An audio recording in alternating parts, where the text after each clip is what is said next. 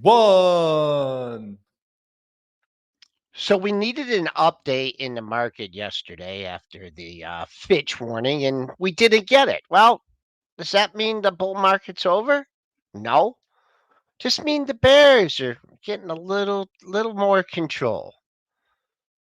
If you're at 52-week lows and you have low expectations for earnings and you say anything good, your stock pops. I'm not sure if that's a great trading strategy. Joe Saluzzi from Themis Trading is going to join us at 8:35 to talk market structure. We got some other earnings reports to cover and got to talk about Tesla. It's pre-market prep on a Wednesday.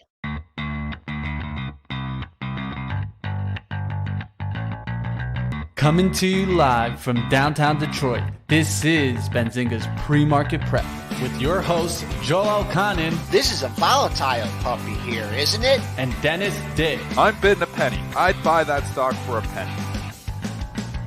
With everything you need to start your trading day.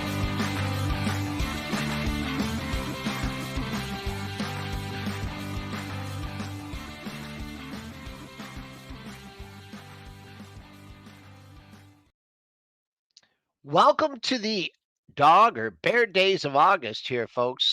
Traded down 2.5 handles at 44.5650. Holding yesterday's low. There's a good number for you. 4447. Potential double bottom. Dollar, that's down just about a penny at 102.99. Bonds up a quarter point, trying to muster a rally 120 in 10-30 seconds. Crude kind of consolidating here, but holding the $80 level, up 34 cents at 81.32. Gold down $1.50, 1933.80. Silver going the other way, up 7 cents at 22.74, and Bitcoin flat at 29,175.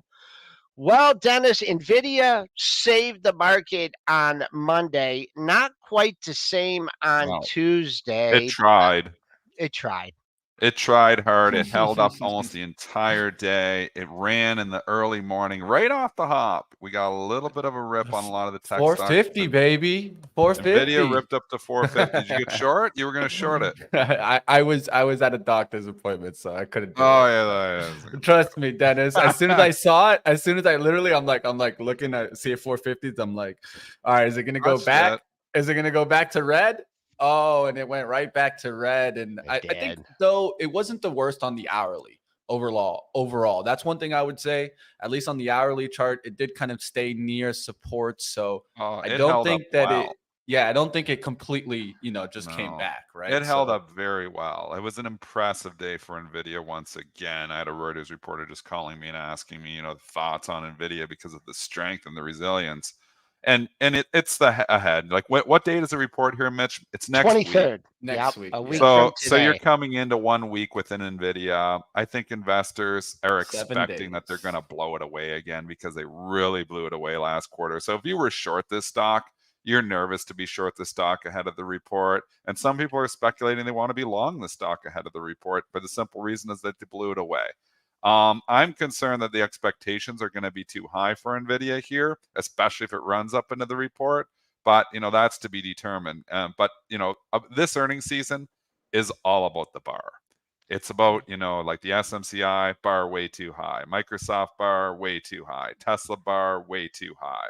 And then you have other stocks that, are reporting out that great quarters, but they're rallying on them because the bar is way too low. And that is Target here this morning because TGT reported a quarter that was not good. Nothing about this quarter was good. But the stock closed at a 52-week low going into the report. So expectations in the gutter. You can clearly see, everybody was expecting the worst from Target. They didn't know the pride stuff and all that, which we won't get into. But expectations were absolutely in the gutter for Target. And they came out and the earnings beat here. Mitch, give us the report.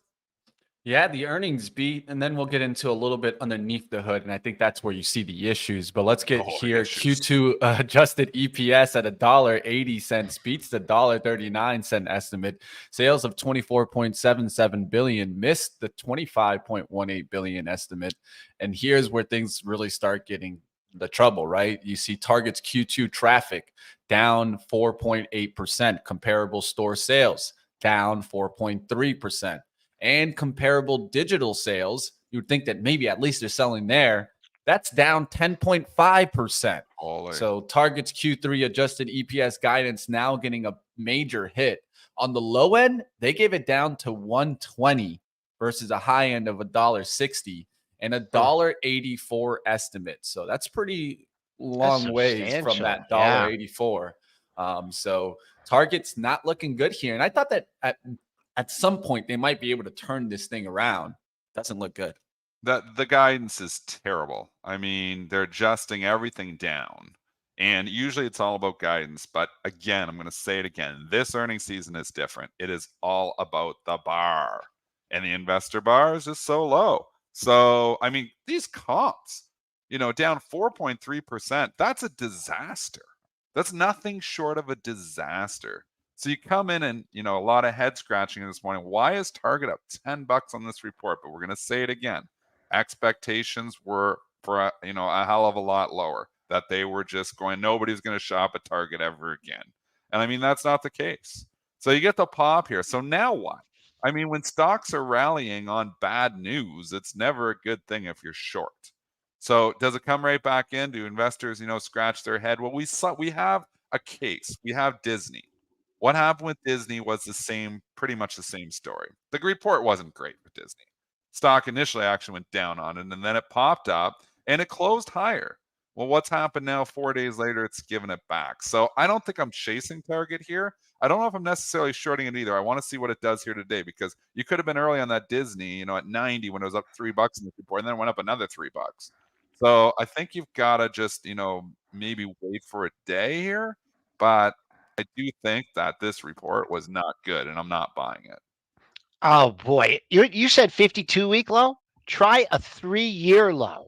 Okay. Wow. 3-year low. This, I mean, I can't comment on the move down there just because you had to lower the move and we're so far away from it. But this should not have traded above 138. And the reason I'm saying that is you had a high here in the 138 area. You had 2 highs at the 138 area.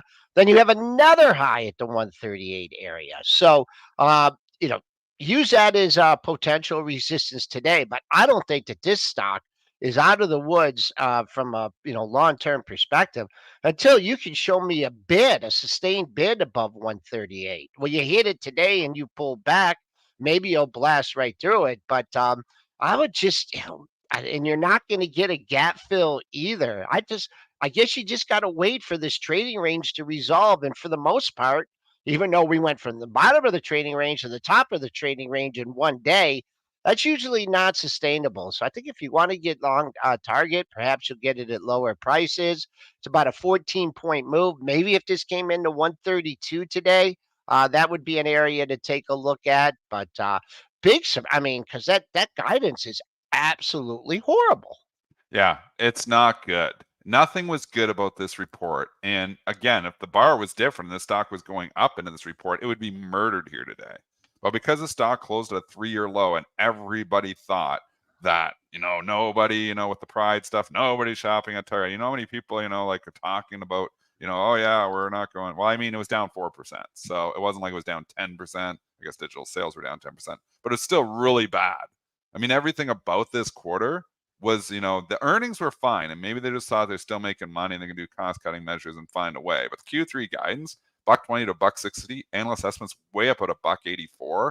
I guess overall on the 2023, 779 is where analyst estimates were. So you're down to 7 to 8. So if they come in the lower end, they come in the upper end, they could still potentially hit that guidance. Maybe that's why they're giving them a pass. But I'm not buying, stocks in my long-term portfolio when their, traffic's fallen 4.8%. No, thank you. Now, does this set the bar lower for, of course, and Joel's pointing right to it? What about Walmart now coming in tomorrow? Such a different animal, and this is maybe why, because Walmart is not far from an all-time. You got Target at a 3-year low, and you have Walmart near an all-time high. So, I mean, they have a different bar. So, I don't know what to say. I think people are now going to actually raise the bar for Walmart, which is amazing because of the stock performance. It's crazy. The Target has that crappy guidance. You'd think that's going to be a lower bar for Walmart, but you got to look at the stock reaction. If Target's up $10, people are like, oh, Walmart does anything okay, they're going to rally the stock. So you could see the opposite reaction here. So I'd be concerned actually going into the report for Walmart here now. I think Target, with this disaster report, actually raised the bar for Walmart, and that's unbelievable to make that statement. Yeah, Walmart getting a little pop on that, up to 160, 150. The relevant number I've been talking about for Walmart is not necessarily the all-time high, but the all-time closing high at 160, 120. You did pop above that in the pre-market. You're below it now. So I'll keep an eye on that. It's actually hasn't even taken out yesterday's high for good at 160.79. When I look at this Walmart chart, I look at the scenario in early 2022 when it had a nice move up and it was at its all-time high. Boom. I mean, I guess you had market factors working against it too. But it's Walmart right near all-time highs going into the report, folks. So they better pull a Caterpillar or a Lilly or, instead of like an SMCI. Now, it's not got the bar of SMCI too. So, like That's SMCI with the AI talk, like the bar is higher because it's at an all-time high, but it's still, it's a retailer. I mean, if they beat substantially, the stock could go higher. So it's not got the bar of an SMCI, but certain stocks, we know this earnings season, it hasn't even mattered. The reports haven't really mattered at all. It's all just about investor expectations going in. Investor expectations have been too high for tech stocks and too low for a lot of these other value stocks. And that's why you're seeing the value catch-up trade here in the last month. Just before we go to our next stock, I just noticed a great level for our SMCI traders here. Triple top at the 272 area. That put a lid on it the last 3 sessions. So if you're looking for this to get back some of these losses from the earnings report, man, that is a big number, and you're $8 away from it. So you're going to need just a whole host of buyers to get that over 272. So please pay attention to that level in SMCI. It held up pretty well yesterday, I'll say that. I mean, obviously Nvidia held up, SMCI held up. You had a lot of stocks that were in just disaster mode yesterday. It was not a good day. It was mostly value that was really getting killed yesterday. The banks, the Fitch, potential, not even downgrade, potential downgrade, just murdered the banks. I mean, but they were already showing weakness, right? I think they just went after it. That's what I was trying to show before. The technicals were already looking pretty bad on these banks, turning them back around. And I think that this just helped it, Dennis. It was kind of like it was already the catalyst. Yeah, it was the catalyst to break that turnaround, right? And these stocks had ran off their earnings. Look, they had ran off that earnings. And I think that that's when we saw that full market breadth move where we were like, okay, well, everything's rallying. So if everything's rallying, then we're definitely going to be trying to buy. And that's when we were really bullish. I still remember it. You and I included. I think Joel wasn't as bullish, and I'll give you that, Joel. But that's what really kind of pushed this whole market up. Now we're starting to see pockets of this market showing weakness. And you said it right now. Defensives also weak yesterday was a little bit of some sign of concern too, because where are we going to go? Right? Well, look at the utilities. I mean, you've got the overall market selling off and the utilities going straight down. So that's telling me, exodus from stocks yesterday. We haven't seen a lot of days like that. Now, again, Nvidia was holding up, but there was not a lot of green yesterday. Not a lot of things to get really excited about on the screen. There was when I was looking at my screen at one point in time, I have 500 stocks on there. I think there was 10 that was green. So, I mean, it was across the board selling. So that's concerning when you get the XLP and the XLU, which are typically do well on down days. Those selling off too. And TLT maybe was the catalyst because obviously we've been talking about it sitting near a 52-week low. That's a concern. That was the one red flag. And I was dead wrong yesterday when I thought that they could turn around and take it green. Obviously, that did not materialize here and they continue to go red. So anything you were trying just really didn't work out. I did take a shot on Unity yesterday. I put a little bit in the long-term portfolio, just adding a few stocks that I think that the AI story could continue here eventually, but I might be early on these trades. Maybe you're better to just wait until the dust settles here, because it feels like the selling pressure is not over. Did you see this Hawaiian Electric, Dennis? No, Take not a a look stock I at look at. Oh my gosh, that was yesterday. that. Yeah, What was yesterday. their story? The fires. Holy. Yeah. So Yep. I haven't been following the story at all. So Yeah. again, is this like a PCG issue? Yes. Gosh, Yep. man. Look at that. This That's a is just- utility. That's a Yeah, utility. we know the PCG it's not like the utilities defensive when they start causing fires. So I mean, if this is getting PCG went bankrupt. So I know the stock survived, It came but the back company though. actually Yeah. went bankrupt here. So that's a consideration here. Coming in buying the utility, saying, well, eventually this turnaround. Those wildfires are costly. Same reason I sold Johnson & Johnson lawsuits. I mean, the wildfire is way worse than probably the talc issue. So wow, that's a bad issue. That's all right. Let's move us back to retail. Let's go to TJX earnings. I want to hear the chat. Are you guys going to TJX and maybe some cheaper retailers? Back to school sales maybe coming in here. Q2 EPS 85 cents beats the 77-cent estimate. Sales of 12.76 billion beats the 12.45 billion estimate. TJX company says Q2 full year 23 overall comp store sales plus 6%. And core comp store sales at 8% also. So it doesn't look too bad here on TJX. I was wondering if they were going to be able to hold this high bar because they're at the top of the range here. Yeah. And they held it. Yeah, and this report wasn't that great either here. So they're giving some of these retailers a pass here this morning. Maybe it's the low PEs. The comps are good. I mean, the comps up 6%. It's calling for 20. The beat on the top, the beat on the bottom was all good. The EPS was not like blowing it away here though. Yeah. Raising the Q4 or 2024 outlook, but it's right there, 356 to 362 from 339 to 348. And I don't know, Benzinga had 359 already, so it's kind of in there. It wasn't like, whoa, they're blowing it away, but we know, sometimes consumers, when they start to get pinched for cash actually go to companies like TJX because stuff is cheaper there. You get the brand names for half the price. So it's maybe a trade down effect. Maybe that's what's helping TJX here too. But I didn't think the report was just like, wow, that was really impressive here. I don't think I'm chasing it here this morning. I can't give you any resistance because this is breaking out to a new all-time high. So I'll just give you the pre-market high at 89.50. You could use that as a target. Coming back on the downside, I know the top of yesterday's range, that's it probably in reach, maybe 80, if we get a pullback, 86.62. But I think if the bulls really want to make this like a rah-rah day and the sellers come in off the open, if they could defend the former all-time high that's like in the 87.50 area, I look at that as like temporary support. So as long as it holds above these highs, then I'm not gonna try and pick targets on it because it's a new all-time high. But if you find sellers off the open, that 87.50 gives way, it wouldn't be out of the question to come down and fill this gap at 86.62 in TJX. All right, let's keep going. Let's go to Cava Group. And this is a surprising one. I just wanted to touch so that we can finish up here some retail. Q2 EPS at 21 cents. Really surprised me here. The estimate was a loss of 3 cents. Sales of 172.89 million beat the 163.2 million estimate.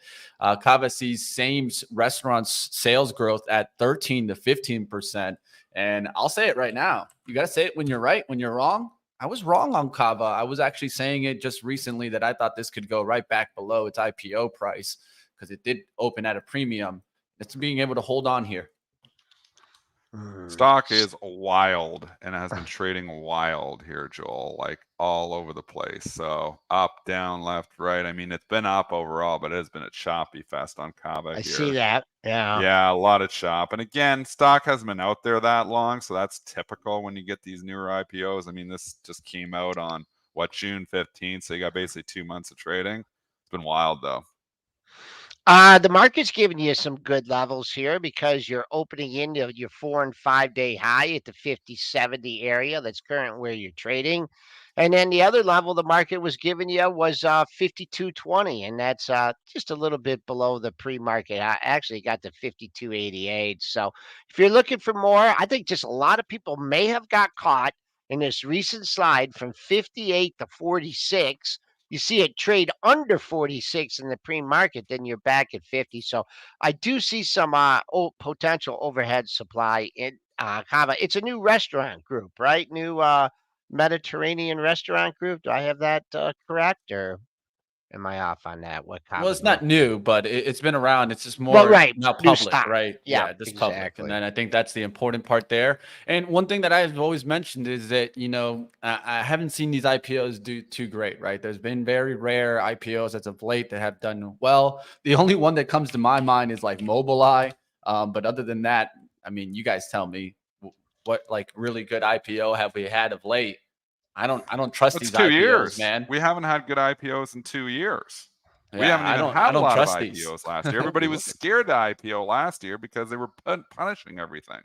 So, you know, after the SPACs debacle and all that, I mean, people, you know, were keeping their companies private there for a little bit. Now that, you know, the bull market's coming back, they're trying to like get them back out there now. But when you're doing an IPO, it's all market timing. You definitely don't want to IPO into a full-on bear market, which is what we had in 2022. So it's a little bit better timing in the first half if you're able to get it out here. But it's been a tough IPO market. We know the investment banks have been hurting for that too. Well, speaking of SPACs, right? Wait, hold on. can Just let go me to throw one. in. You guys mentioned this Mobileye here. Yeah. Wow, what a consolidation station here. All these That thing lows. doesn't You want to got break. 6 or 8 lows right here at the 37.50 area. You're opening right into that area again. So very important for the bulls to step up. You can see the top of the range here, but man, you've had a steadfast buyer there since August 7th. So they better be there again, or you could be looking at that low at 36.45 for Mobileye. All right, let's go to that. And there's some SPAC action going on. SPACs attack? The SPACs attack is back, baby. Let's talk a little bit about what's going on as we get VinFast. VFS has begun trading on the NASDAQ. The Vietnamese car company plans to make 150,000 cars a year in North Carolina. Guess who's going to go test drive these vehicles? You guys know it. You guys know it. Money Mitch, of course, is going to go do some on the ground, some boots on the ground work. I'm going to get out it's a there. joke? Come on, man. You know I'll make it happen. We're going to go out there and find out what's all about this vehicle. But let's take a look into it a little bit. This is coming from a acquisition company called Black Square Acquisition. It traded on the New York Stock Exchange before this as BSAQ. So if you want to take a look at that, market capitalization is estimated now to be $23 billion. Let's talk a little bit about their vehicles. I wanted to show you them really quickly here. So this is their new VF8, and they do have a V8 City Edition. Now, one thing that I'll talk about this V8, and I kind of have to point to the good and the bad, right? The good, I kind of like the cockpit. I don't know about you guys, but that doesn't look too bad. Nice and clean, looks similar to a Tesla. They just turned the screen sideways. That's what I would say. Instead of the vertical screen, they made a horizontal screen. So that's how they made it different. That's a better call. That's smarter, actually. That's that video. Remember that show, that YouTube clip, vertical videos? Don't do vertical videos. You got to do horizontal videos. There you go, right there. That's the classic one right there. Yeah. But now where I get concerned is when I'm starting to look into the mileage, right? Because that's really the concern with these EVs, right? And we've talked about it, the kind of concern about running out of mileage with the Lightning, different vehicles. And I see a range here of only 264. Yeah, it has 402 horsepower, but trust me, you press that gas pedal like you want the 402 horsepower, you're not getting that 264. You know, and this is what I was talking with Joel a little bit, you know, like when they used to give us gas vehicles, they'd tell you you're going to get 26 miles per gallon. When you actually go drive it on the road, how much we would usually get? It's like 22, right? You get a little lower than what is advertised. So maybe you get 250 range with this vehicle. Is that really enough to buy an EV? I don't know if I want an EV with that much range.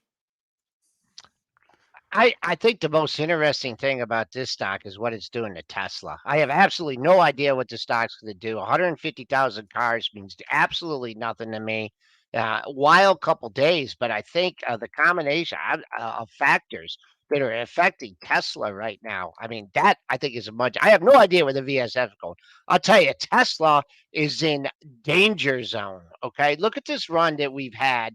We just blew from 160 up to what, 290, and now you're falling back in this range. Now I know, Dennis, you mentioned that Tesla has some other problems, and or they're doing the price cuts and everything. But I think, I mean, Tesla, the poster child for a lot of these major run ups in the markets, and boom, this is in serious trouble here.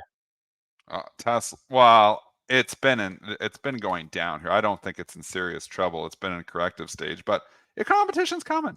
We know the competition. It's been going to come. It's been coming, the competition here. It's not going away. The competition is not going to go away, and it's going to come from all angles here. So I know, and I still think Tesla's best of breed is going to remain best of breed, but competition is coming here. And when you run from up 200% on the year, from $100 to $300, there's often a corrective phase. Does it have a date with 200? I don't know. I think eventually going to find buyers here again for Tesla, but the competition is no doubt coming. And one thing to note, of course, Model S vehicles now as low as $131,000 or $103 for the non-plaid version. Their vehicles keep going down in price, right? We've talked about the battle of margins, and they've been really struggling in China. They were down about 22%. So that's where they need to come back. I don't think they're struggling as much in the US, but if they could just get those China sales to come back, maybe this could just keep them to get a little bit of a bounce. That's one area that I would be looking to see if something changes in China, because that could maybe give them a little bit of a bounce. We'll see what happens there in Tesla. All right, guys. It's 8:27. Let's go through. You want to do the Coinbase talk? I think this is interesting because I think in the long run, this has been expanding into different areas, right? We've heard so much on different areas, even former SEC chairs talking about futures in Bitcoin. Let's talk a little bit about what happened in Coinbase Global here. They've earned approval from the National Futures Association to offer eligible U.S. customer crypto futures, the company said on Wednesday. The largest crypto exchange in the U.S. in September 2021 had filed the application with the NFA to oversee by, of course, the CFTC to register as futures commission merchant, which is essentially a brokerage that would allow investors to buy and sell futures on Coinbase platform. Will this give Coin the continued lift? Not as much. I mean, it did get a pop to 84.50. I'm not really. Is there anything on the dailies there? Dailies, we're going to do a little bit of a reset because the 84.50, we're going to have potential problems here at 83.30. That's two of your last three highs. And I just don't think that this is that big of a deal because a lot of people don't trade futures and America already has it. So I think a lot of these accounts at Coinbase, I don't know for sure. I don't know about the makeup. I think they're smaller accounts and they're trading crypto.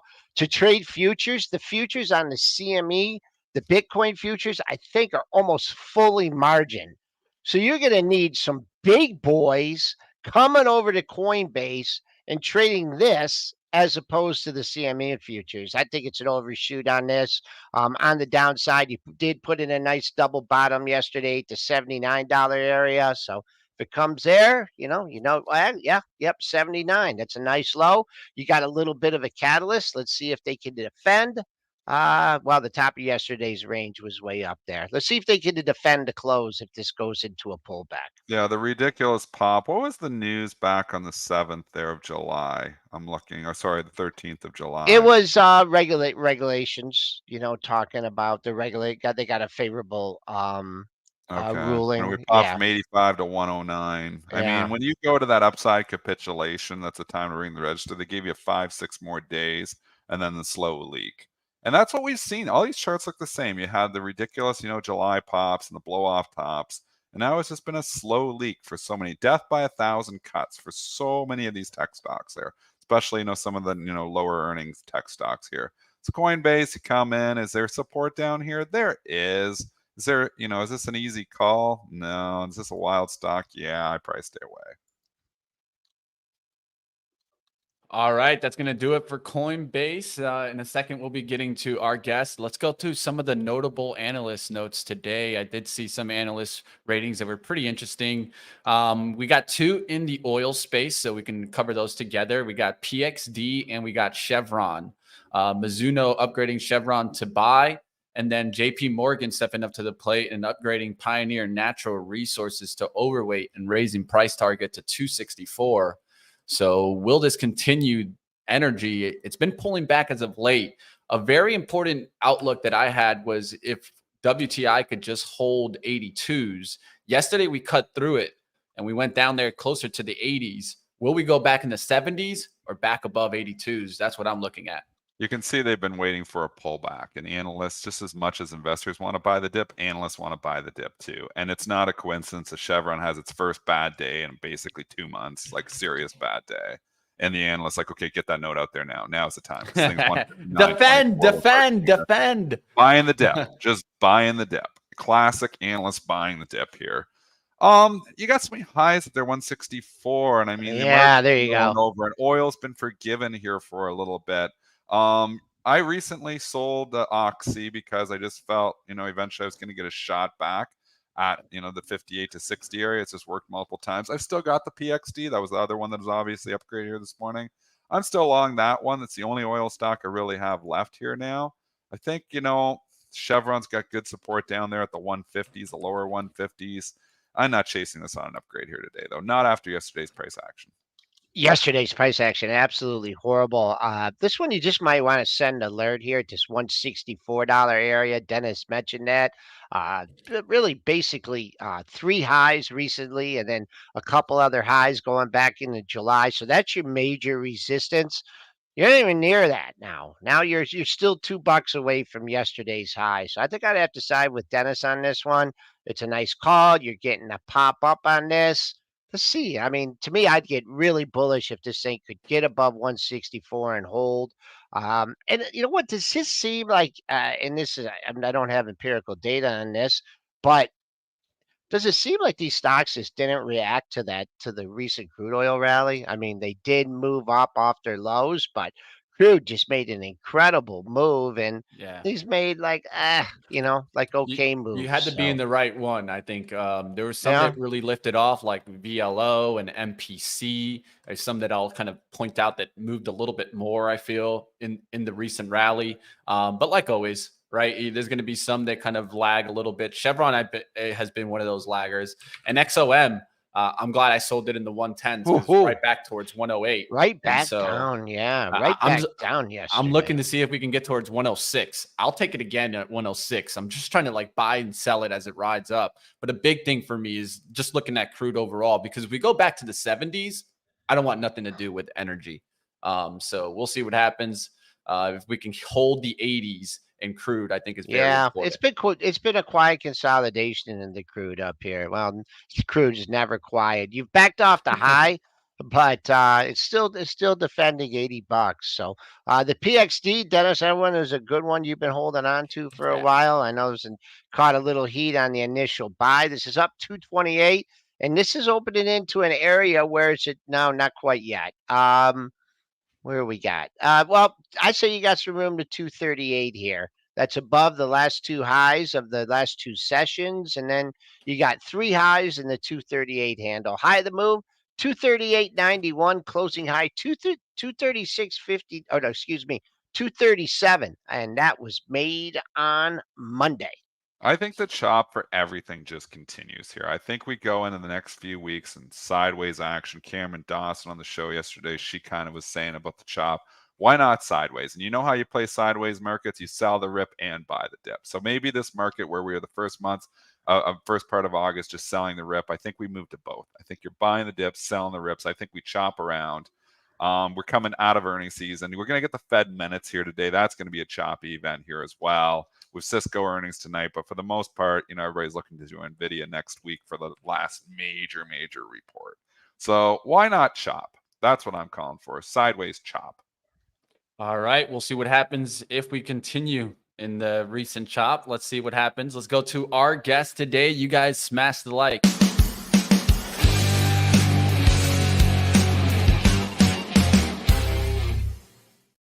Joe Saluzzi, partner and co-founder of Themis Trading. It's good to have you. How are we doing today?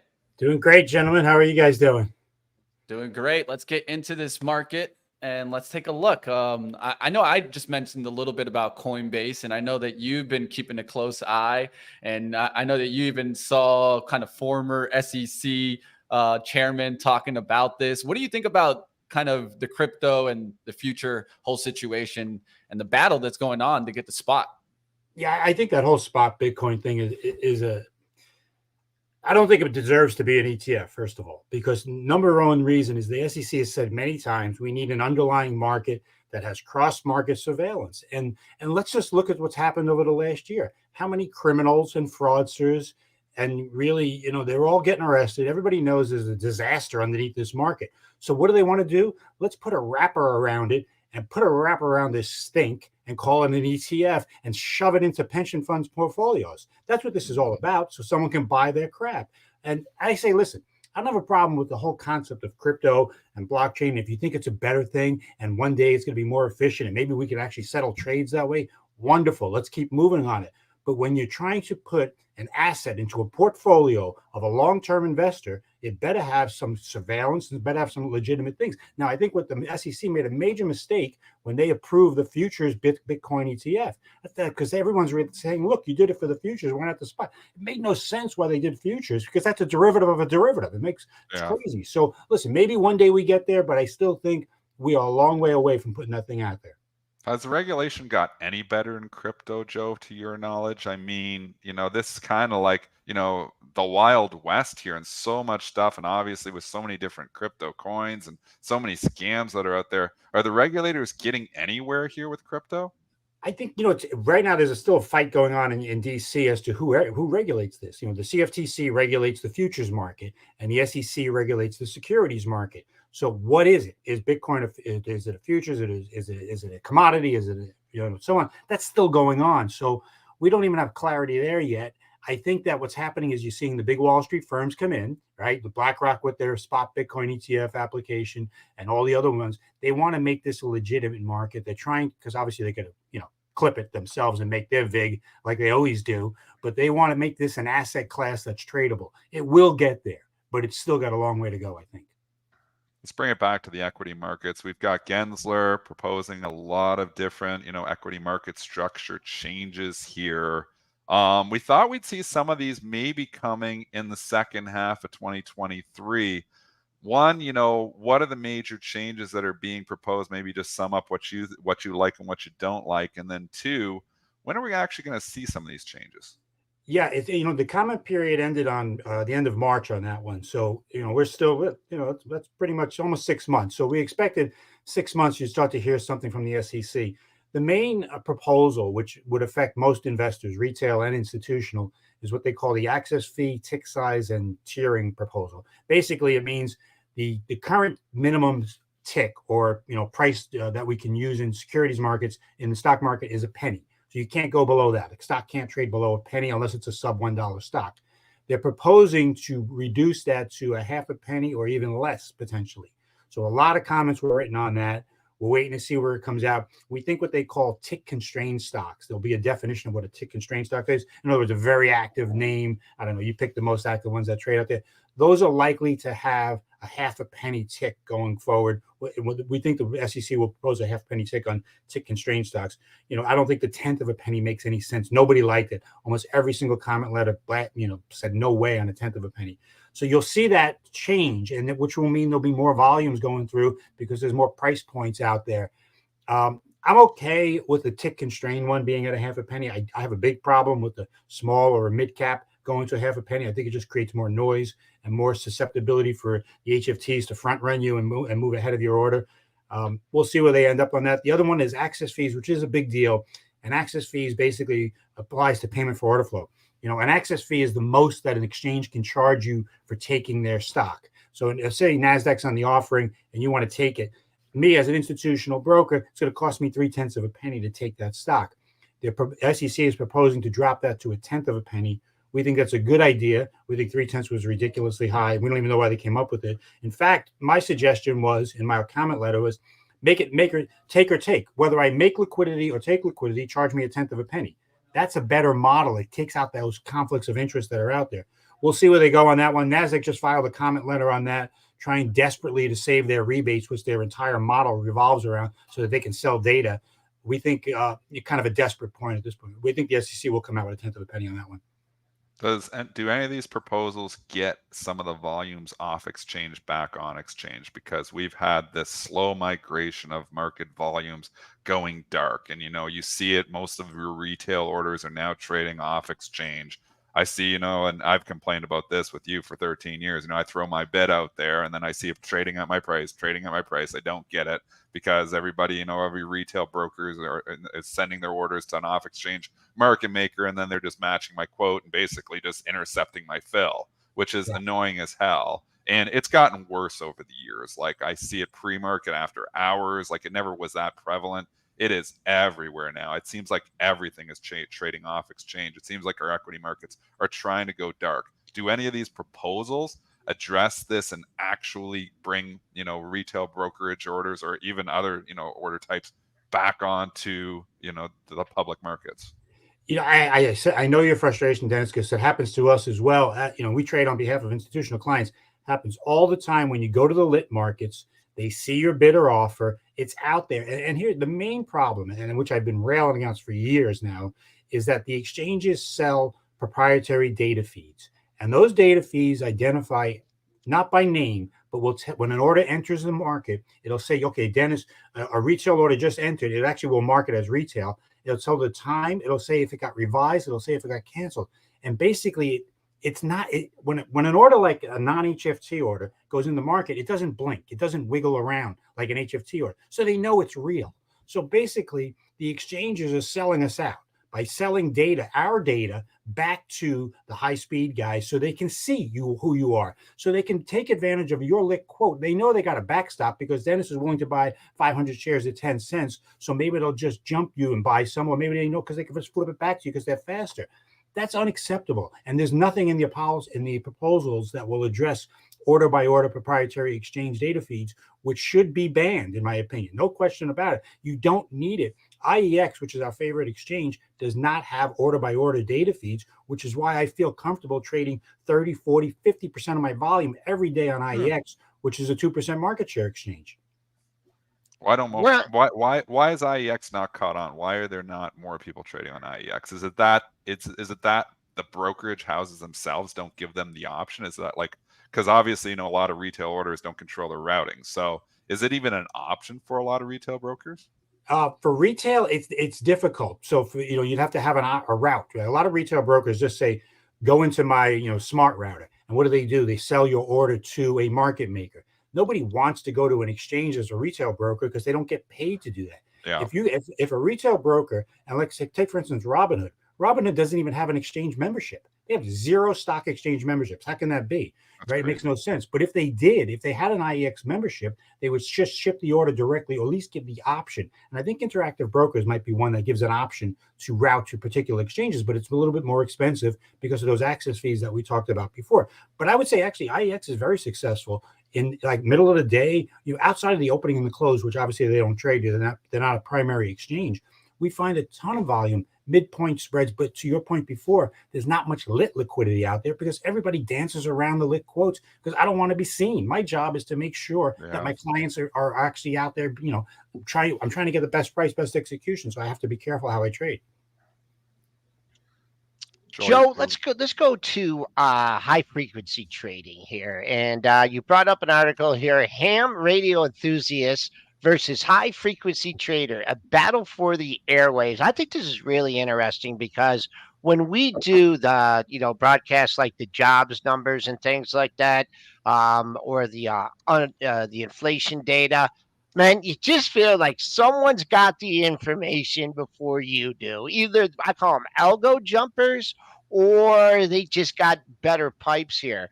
Please comment on that article here and what your homework has revealed about the private use of shortwaves. Sure, it's really interesting, and the journal picked it up. It was actually there's an FCC petition out there, but I'll get to that in a second. But think about before even shortwaves. There's something called they use microwaves. The HFT guys, they used to, back in the Flash Boys book by Michael Lewis. He talked about the line that they drilled from right to Pennsylvania so they can get to Chicago from New York faster. So it's always about speed with them. They're always trying to come up with a way to win the game, and in their world, there's only one winner. Everybody else is a loser. Whoever gets there first is the winner. They're not competing with us. They're competing with each other to get to that spot faster.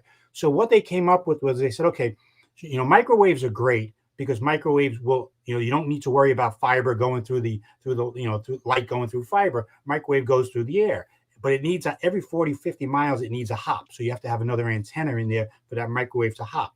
But if you're trying to go transatlantic, you can't have 40, 50 miles and antenna in the middle of the ocean. So they figured out that you can use short waves, which are between the 2 and 25 megahertz spectrum, which bounce off of something called the ionosphere. And I had to ask my son, who's an engineering student, what the heck is the ionosphere? And he was explaining it to me and how these short waves bounce back and forth. But they figured out that, and a couple of years back, one of the HFT guys actually did a really good video on this and what it's all about. But they can get from Chicago to, let's just say, London or Tokyo 4 or 5 milliseconds faster than somebody running it through fiber. And in their world, 4 or 5 milliseconds is an eternity. So here's the problem. The shortwave frequency is not for private business use. It's for public use. So folks like ham radio operators, and there's tons of them, thousands of them around the country, use short waves to communicate. And it's a bit of a hobby. And these guys have spent a lot of money on their systems. If the HFT guys who have petitioned the FCC to change the law so they can now allow private use on the shortwave, if they get their way, the ham radio operators are saying, you're going to crowd us out. You're going to be sticking your data in there and we're not going to use it. So here's the question. Why should a private industry who is looking to scalp 4 or 5 milliseconds so they can beat the guy next to him on a trade get free use of public airwaves? And I think the public comment period is huge right now. The Wall Street Journal article certainly helped it out. And the public is upset. They're saying this shouldn't be allowed. And I've got a question. They've had experimental use of this for the last 3, 4, 5 years. Have they been doing this already? Are they on these short waves and trading? And really, experimental use is not supposed to be for business purposes. It's for testing. So I think somebody at the FCC should be looking into this on whether or not these guys have illegally been using short waves to communicate so that they can scalp trades for the last 5 years. Hey. That's just how it goes. There's always an edge somewhere. You just might have to go deep searching to find it. Joe Saluzzi, he'll definitely find it for you guys. Partner and co-founder at Themis Trading. I'm going to definitely throw up his Twitter so you guys can keep up with all his action. And, of course, check out themistrading.com. It's always good to have you, Joe. We'll have you back on. And thank you for bringing a little extra with you today. You got it. Thanks, guys. Great talking to you. Thanks, Joe. That was good. All right, let's get back to the markets. How we looking, Joel? We looking a little bit? Man, we're heavy. We're looking heavy, man. We are just like, I mean, it was yesterday's low. Man. Yeah, it's just not, and the other thing too is like now you're getting like 200 handles off the high of the move, right? So now you've been talking, Des, you're talking about selling reps. Now if you weren't thinking last week that maybe we've made like an intermediate term high, now you're 200 handles off that high. So now you're thinking, boy, oh boy, now I got to bring my offers down. And I think that's what you're seeing in the market. I mean, there's just more overhead supply. I can't go full blown bear yet because we're still in the vicinity of last week's low. Of course, the day's not over. Don't know what the Fed minutes are, but the Bears are in control right now. I mean, just here in the short term, you have to say that, I guess, except for Nvidia, which is trading up $3.40. The Bears got their claws in this market. Yeah, and Nvidia tried, and I fell for it. It was a suckers rally the day before off of Nvidia, and I thought that it could spill over into other stocks, and it really didn't. And I fell for it yesterday. I had a rough trading day because of it. And then we make new lows on the move. So you're out. Those trades didn't work when you're trying to say, hey, this could turn it. So you're always looking for like a tell. You know, and that's where I am. I'm looking for an edge and I'm looking for a tell. I thought Nvidia was a tell, but it wasn't. The rest of the market just completely pretty much ignored it. And then we sold off hard yesterday and started making new lows again. And whether it was Fetch, you know, maybe it was because the banks really got killed. But, you know, it was across the board selling yesterday. So you're right, Joel. The Bears are still in control here. And you know what, Dennis? Like, you know, I've just been around you. You know, you're trading from the beginning, and of course, you know, doing this show. It's not like me being in the office, being able to, you know, to yell at you and you yell back at me. But it's just like I the know way you throw paper balls at him. It's just the way you talk. I mean, like this SMCI. Like I can tell, like you're so torn on it. It's like the stock has had such a tremendous run. You're still a believer in AI. And it, you know, it got hit off earnings, and you know, you're so, you know, your best trading is like market neutral. Like I'm doing this, I see this inefficiency in that, and I could just tell yesterday that like you're, you know, you're kind of wrapped you're up. reaching, right? You know, I was reaching to try to find a reason to try to get bullish because I've been bearish for a couple weeks here, and you know, I was trying to find a reason. I thought Nvidia was that reason, you know, and I read that tell and I thought I'm reading something better than everybody else. And sometimes you do. Sometimes you find and it works out. You know, it just didn't work out yesterday. You're taking shots. I mean, everything you do as a trader is just taking shots. You know, your risk management, you're trying to look at risk reward setups. You're trying to look, you know, and I'm relationship based. You know, I'm not a real technical guy. I do respect the charts and I look at what levels they're going to, but I'm like relationships. When I see one stock doing something, what does that mean for other stocks? When you see Nvidia rip roaring higher like that, it's like, oh, there's other tech stocks that have really been beat up too. Maybe it's a spillover effect, and it really didn't happen. Now, I don't think that trade's completely like, you know, the potential dead because some of these stocks did hold up yesterday, and maybe it's just a delayed reaction here too. So, but you know, overall here, Nvidia spooked me to be short this market anymore, but you know, and it's holding up well here again this morning, so they want to buy Nvidia, but we're just not seeing the spillover in other stocks here yet. Yeah, one of the stocks that I'll just continue to watch is just Microsoft. Still no strength coming back to Microsoft. But yeah, I'll do it for Joel because Joel doesn't have the opportunity to throw the paper balls at you. I'll throw them at you, Dennis. I don't got no problem. Oh, nice. I'm sure that's how it was back in the prop days. Dennis got hit with a couple of paper balls in the back of the head. Sure. But yeah, let's get to JD. What's going on in China, guys? Because definitely it's a disaster. JD disaster stock of the day. It beat on EPS, it beat on sales, but still getting hammered. You guys saw also definitely got that's what I hammered was yesterday. Thinking of. Yeah. And then Citigroup also came in here. I love this one. Thanks, they downgraded to neutral and announced a $50 price target. They're like, well, we've been wrong. Let's try not to look too bad here for the end of the year. You know, when everybody analyzes us here. So we'll just downgrade it now. What was their price target before? Oh, I want to see that one. Let's go look what their price target was before and just call this analyst out for what it is. I'll get it. I'll get it while you guys. He's going to go find that. But I mean, SC, an absolute disaster here. Holy, it was down 27% yesterday. Stock is closing, you know, at a 52-week low. Back to the October lows, back below the October lows here this morning. So not a lot of stocks making new 52-week lows, but this is one of them. Wow, what a disaster. This was the stock of 2020 and 2021. Remember, I was even saying, I was like, SC, I believe, in like 2020 was my best stock. Like, and in 2021 as well. Like, it was like I'd buy that thing and it'd just go up, and I'd buy that thing and it would just go up. And, you know, I don't know if I ever verified it there, but I just felt like I was making money on SE every day on the long side. It just went up like $8 every day. Boom, up, up, up. What a turnaround. What a disaster this has been. Wow. It's unbelievable to give back the entire 2020 and 2021 run, but that is what has now happened. It has given it all back. So disaster. Did you find that price target? I found even worse there. They maintained a buy on March 8th, and they had a price target of 110 on there. Yeah, and so they put a maintain on that one. And it was on a pop there in March on the 8th. And man, that thing's been horrible since then. And maybe gave you a pop or two after that. Yeah, man.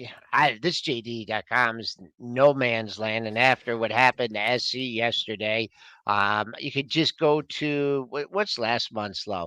If you want to target on the downside for right now, there's 2 monthly lows. This is called 33.5. That's another $1.20 lower. Then the low of the move comes in at 31.57. On the upside here, boy, oh boy, you could get a gap fill, 35.5 if you're trying to scoop this off the open. But I remember I was looking to see who was reporting earnings. I saw the JD, and then I looked like DSC, and I'm like, man, I'd be shaking in my boots. S&P's another leg lower here, folks. We are now through Tuesday's low, and it's just, I just don't like this area here. I mean, we had talked about the low. Now it's going to be resistance here. Someone asked about us going green today, man. We got a lot of work today to go green on the session. It's just the bears are doing the same thing. I mean, we get these overnight rallies here and they don't hold. And it's like Groundhog Day. We rally overnight and then they sell them all day. And then we rally overnight and then they sell them all day. I mean, 2 days ago, maybe a little bit different story with Nvidia on the overall market. But bears have been in control here for a couple weeks here now. Multiple contraction is what we are seeing here on a few stocks, and deserved. I mean, the multiples just got too crazy. Everybody got too bullish, and this is the correction that we've been calling for here for the last week, and it's coming. So I want to buy stocks. I raised up a lot of cash. I did buy a little bit of Unity yesterday. It was the only one that I bought. I have nibbled into a few other stocks, but an Enbridge is more of a defensive stock, and that's been going down now since it paid the ex-dividend. But utilities is getting hit here too. TLT not helping that as well. So Enbridge is ugly, making new lows, but that's in the long-term portfolio. As long as they don't, cause wildfires, I think I'm going to be okay on that one.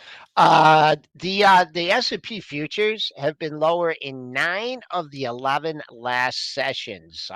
The two outliers were a 40-handle rally on August 7th, and the other outlier was an unchanged session at last Wednesday. So, boy, oh boy, oh boy, there is really, I mean, it's been a pretty orderly decline, choppy decline here. Now we're starting to get into an area where it might not be so forgiving on the downside here. We did take out yesterday's low.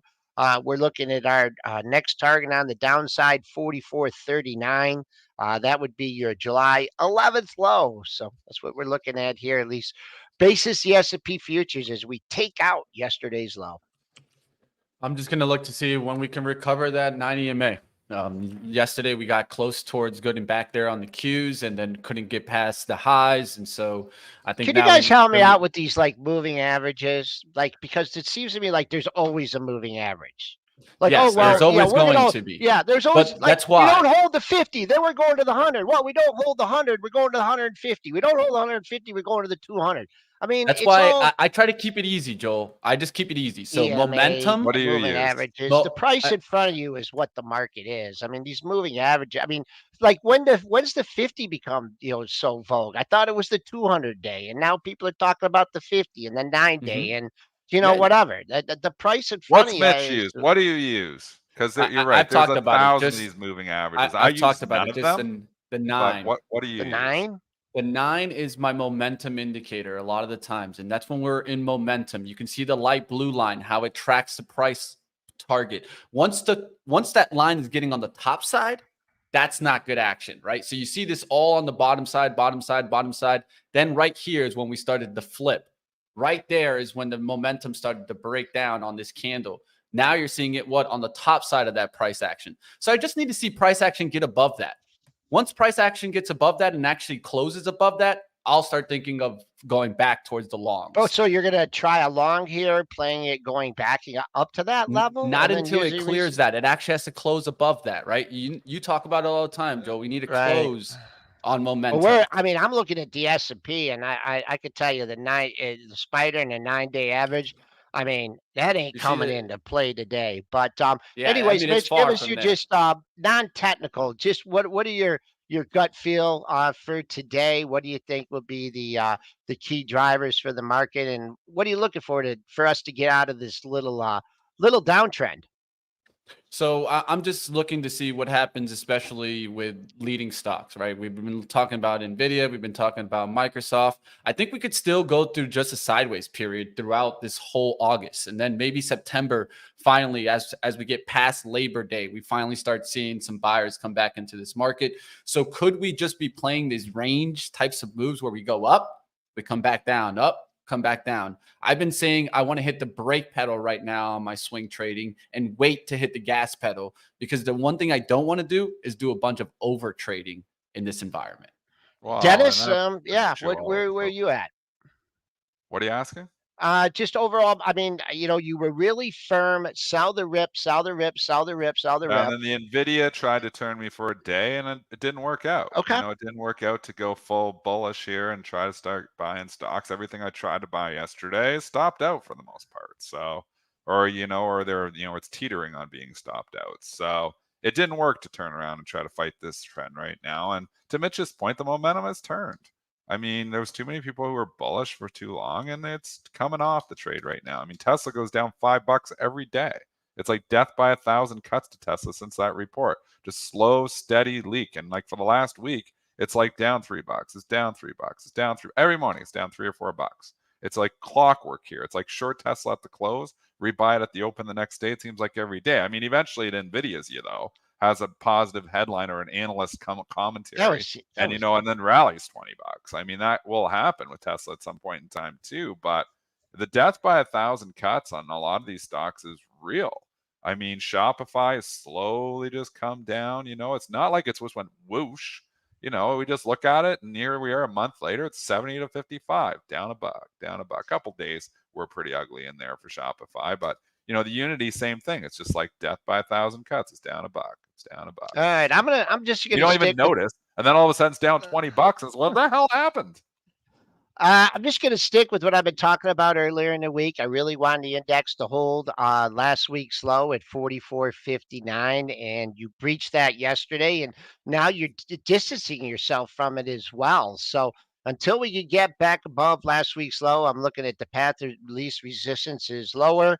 The first real good number I have on the downside is your July 6th low, and that's right around 44.20 if you're looking for a intermediate support point. That's going to wrap things up for today. Mark Chaikin, we'll get his take on the markets tomorrow. Everyone, be here tomorrow, same time, same place. All right, that's going to do it for us on Pre-Market Prep. Don't miss it. Live trading coming up next.